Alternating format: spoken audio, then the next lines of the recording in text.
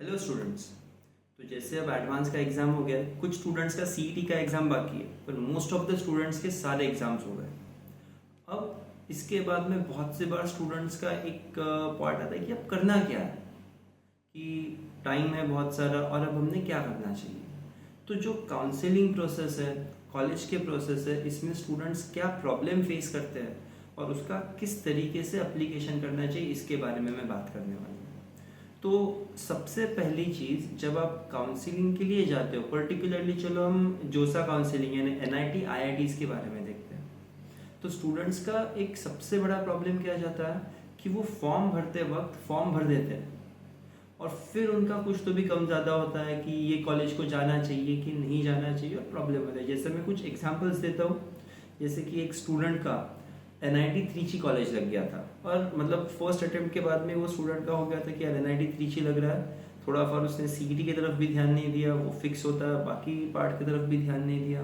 और फॉर्म भरने के बाद में जब एनआईटी त्रिची कॉलेज सच में लगा और जाने का टाइम आया, तो स्टूडेंट के पेरेंट्स ने कहा कि नहीं सर, बहुत दूर कॉलेज है, हम नहीं भेजेंगे। अब फॉर्म ना एनआईटीज का यानी जोसा का जो फॉर्म है वो चेंज नहीं होता है, तो उस स्टूडेंट को उसके ऊपर का कोई कॉलेज मिल नहीं रहा था और उसके नीचे के जो सारे मिल रहे थे वो ऑप्शन में उसे भरते नहीं है। और हुआ ऐसा फिर कि उसको विदाउट कोई ऑप्शन सीईटी के लिए एडमिशन लेना पड़ा। तो आपको कोई भी कॉलेज के लिए ये पार्ट फिक्स करना है कि अगर हम वो कॉलेज डाल रहे हैं तो हम जा सकते हैं। और भी बहुत एग्जाम्पल है, जैसे कि एनआईटी दुर्गापुर का एग्जाम्पल था। एनआईटी दुर्गापुर 2-3 साल पहले एक स्टूडेंट था, सब ठीक है, मतलब उसने मुझसे ही बात की थी, हमने देखा था क्या कैसे जाता है, क्या लेवल है, क्या सब अच्छा, बहुत अच्छा कॉलेज था। और फिर बीच में जब सब फॉर्म भर गया, सारा पार्ट हो गया, पेरेंट्स ने, उसके पेरेंट्स का कहना था नहीं सर कुछ भी कर लो सर, वेस्ट बंगाल नहीं भेजना, क्लियर है।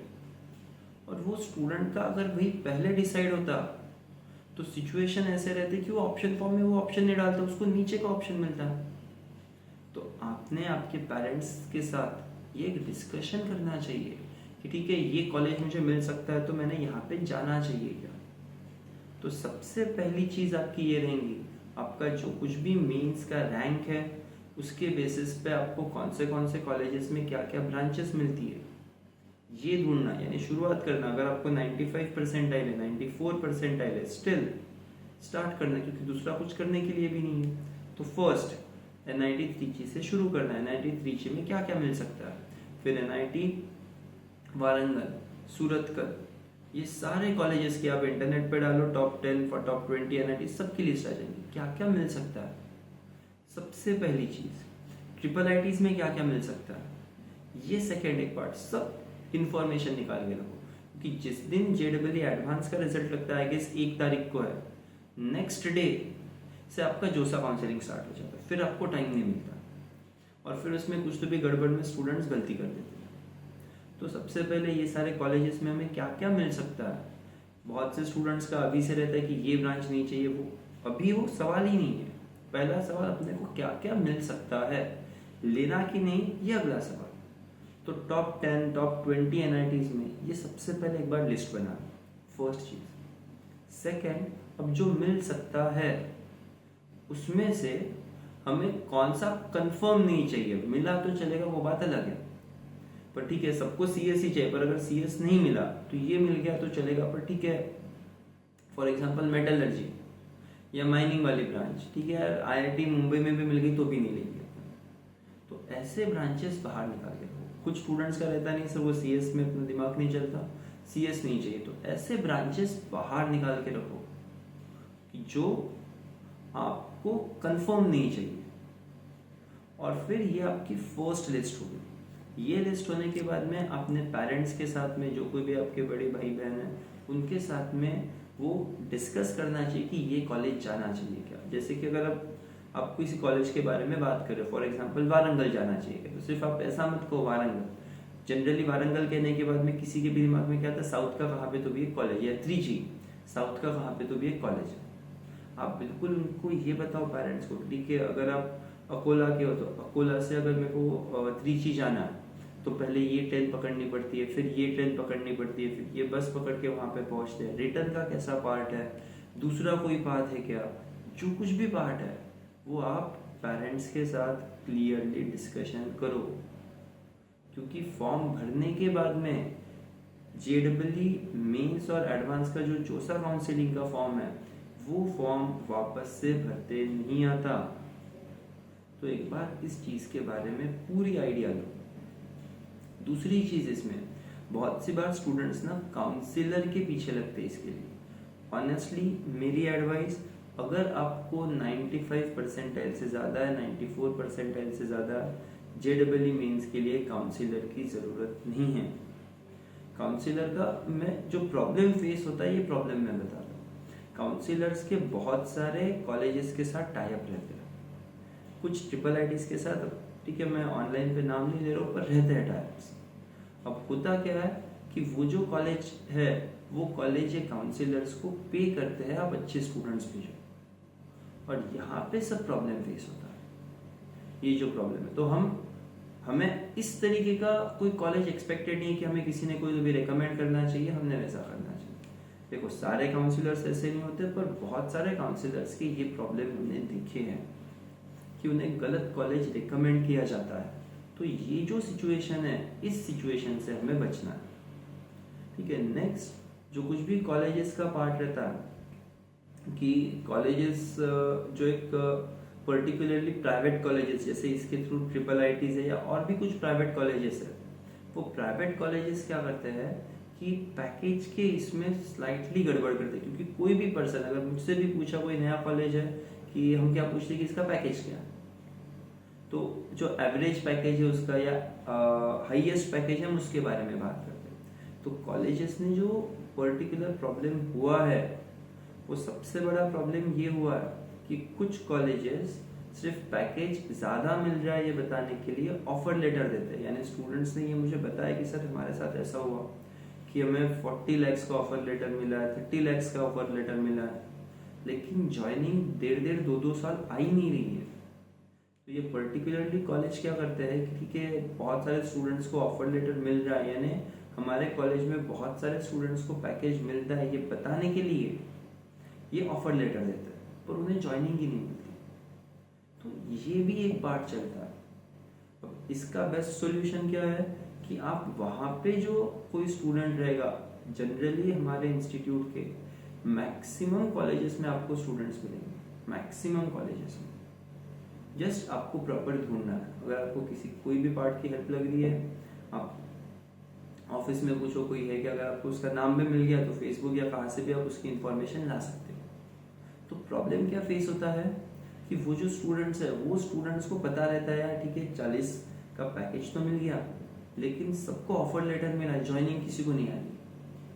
तो ये जो प्रॉब्लम है, ये भी एक बहुत बड़ा प्रॉब्लम है, हमें इससे भी बचना है। तो आपको ये सारे सिचुएशन से बचने के लिए दूसरा कोई हेल्प नहीं कर सकता, आपको खुद को ढूंढना है। तो अभी से प्रोसेस स्टार्ट करो, क्योंकि एक बार जब वो काउंसलिंग फॉर्म स्टार्ट हो गया जोसा का, कि कुछ ही दिनों में फिर आपका मॉक राउंड 1 रहता है, फिर मॉक राउंड 2 रहता है और फिर फाइनल रहता है, तो वो बहुत फास्ट होती है प्रोसेस। तो आपने अभी से इस सिचुएशन के पीछे लगना चाहिए। जस्ट काउंसलर कब आपने हायर करना चाहिए इसके बारे में भी मैं एक बात करता हूँ। पर्टिकुलरली मेंस के लिए तो इतनी ज़रूरत नहीं है, पर अगर आप सीईटी के लिए देख रहे हो, तो सीईटी के लिए अगर आपके परसेंटाइल बहुत कम आते हैं, मान लो 90 के आसपास आते हैं, उससे भी कम है 92 93 तक के, अब क्या होता है कि टॉप के 10 कॉलेजेस जो है, ये टॉप के 10 कॉलेजेस आपको मिलना मुश्किल है, उसमें CS ब्रांच मिलना मुश्किल जाता है।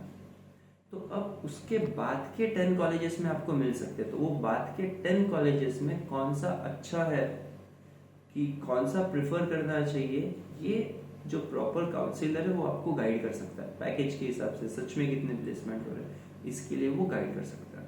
अगर आपको टॉप 10 कॉलेजेस चाहिए, तो कोई भी जो 12th पास आउट होकर इंजीनियर कर रहा है, वो टॉप 10 कॉलेजेस के आपको नाम बता देगा। 1-2 कॉलेजेस ऊपर नीचे रहते हैं पर मैक्सिमम डिसाइडेड रहता है।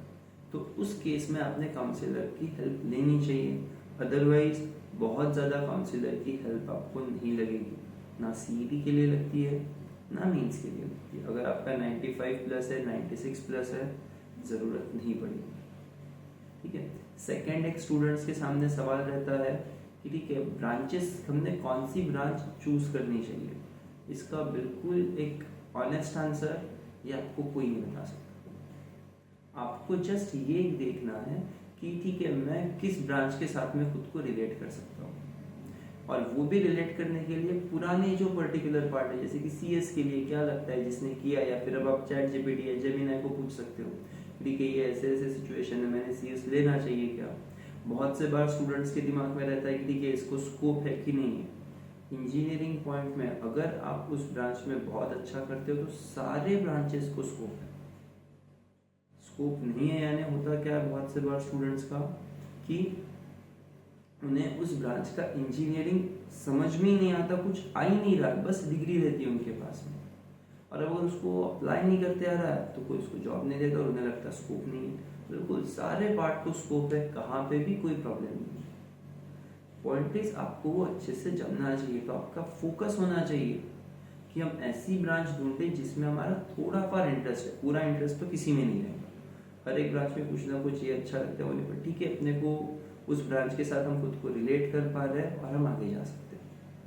तो ब्रांचेस के बारे में आपको खुद को सर्च करना है। अब इस पर्टिकुलर टाइम पे आपके पास में वापस एआईज अवेलेबल है, उनको पूछो कि ये ऐसे ऐसी सिचुएशन है, सीएस के क्या रोल है, अगर मैं ले सकता हूँ क्या, मैं कर सकता हूँ क्या, और वहाँ पे से गेस करने की कोशिश करो। जो कुछ भी जिन स्टूडेंट्स ने वो ब्रांच लिए है उन स्टूडेंट्स से बात करो, अपने इंस्टीट्यूट के स्टूडेंट्स रहेंगे आपके सीनियर या सुपर सीनियर, लगभग अच्छे कॉलेजेस में सारे ब्रांचेस पे, उनसे बात करो कि ठीक है आपने कोई प्रॉब्लम फेस किया क्या।